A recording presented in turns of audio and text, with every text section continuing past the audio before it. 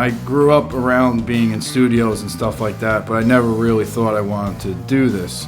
My dad's been in the business for about 40 years, and he's won numerous of Emmy Awards.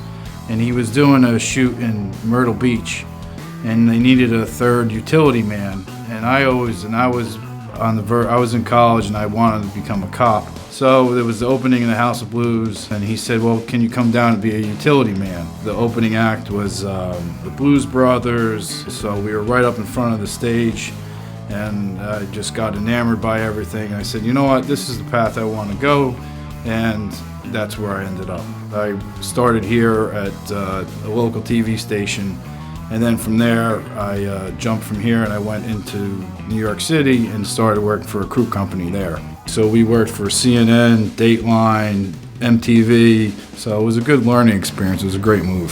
After I was in New York for about 4 years, 9/11 happened, and I worked during 9/11 for a while for Larry King. Inside Edition called. I said, okay, I'll take the job, and I worked for another 4 years for them. And I always tried to make everything I shot on my shoulder smooth, but I always wanted to do Steadicam. I was always enamored by wearing all the gear. Growing up, I was a catcher throughout my whole life. I caught in college, so I was always used to wearing a lot of equipment. When I left Inside Edition, I came down here, made a career move, opened a restaurant. I was in that business for 3 years, sold it, and I had the opportunity to go back in the business. And I said, you know what, this will be my opportunity to go buy all the equipment, because you need to buy the equipment to do Steadicam. You can't rent it or anything like that. You need to own it, and I bought it, and then that's when I started doing the Steadicam. The training that you go through to get certified, there's a lot of different things you got to learn how to do. You can't just throw it on because it's 60 pounds worth of equipment. The main thing you got to learn how to do is balance it. There's a lot of things you need to learn how to do, and it's something that you need to practice almost every day.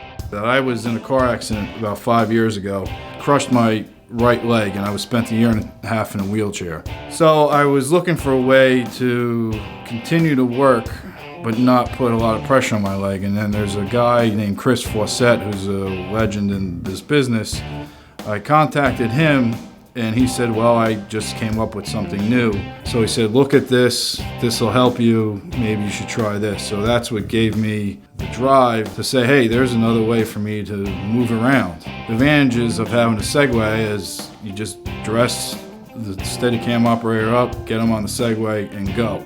Especially for a small budget feature that doesn't have a lot of money to spend on dollies, tracks, grips.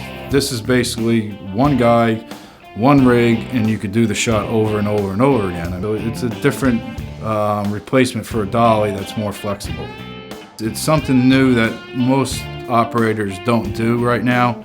It is dangerous. Definitely one of the reasons why a lot of guys don't do it. You know, Steadicam's anywhere between 60 and 80 grand. They're not going to put their gear at risk of destroying it from falling off a Segway because you're missing the main part of the handlebars. But if you do it right, you can get great shots out of it. So I did all my workshops, did all my practicing, so I'm back to up to where I should be to do jobs now. So yeah, I'm open to do all kinds of stuff. I like to do all the independent films, commercials. Anywhere there's work, I'll go.